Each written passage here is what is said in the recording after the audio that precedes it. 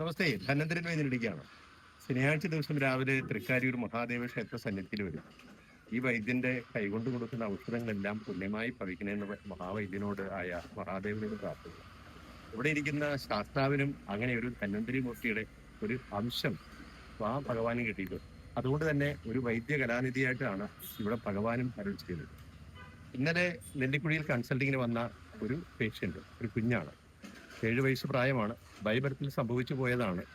പക്ഷേ ആ കുഞ്ഞിന് ഉപയോഗിക്കേണ്ട ഒരു ഔഷധത്തെക്കുറിച്ച് ഇന്നലെ ഞങ്ങൾ ചർച്ചയായി. അതിനകത്ത് ധന്വന്തരം കുഴമ്പിനെ കുറിച്ചാണ് വന്നത്. സാധാരണ ഉള്ളിലേക്ക് കഴിക്കുന്ന മരുന്നിന്റെ പല മരുന്നുകളും ധന്വന്തരം കുഴമ്പിൽ ആഡ് ചെയ്തിട്ടുണ്ട്. ആ കുഴമ്പിന്റെ ഒരു പ്രത്യേകത എന്ന് പറയുന്നത് മറ്റൊരു കുഴമ്പിനും ഇല്ലാത്ത, മറ്റൊരു തൈലങ്ങൾക്കും ഇല്ലാത്തൊരു പ്രത്യേകതയാണ്. അതായത് നവജാത ശിശുക്കൾ മുതൽ ഏത് പ്രായത്തിലുള്ളവർക്കും അഭ്യംഗം ചെയ്യാൻ പറ്റുന്ന ഒരു തൈലത്തിന്റെ ഒരു വിധിയാണ്. അതിനകത്ത് ആഡ് ചെയ്തിരിക്കുന്നത് ദശമൂലം എന്ന ഒരു മരുന്ന് അതിനകത്ത് ചേരുന്നുണ്ട്. കൽക്കന്റെ മരുന്നിലേക്ക് പോയാൽ മറ്റു പല മരുന്നുകളുണ്ടെങ്കിലും ആ മരുന്നുകളുടെ ഒരു ഫലശ്രുതി വേറൊന്നാണ്.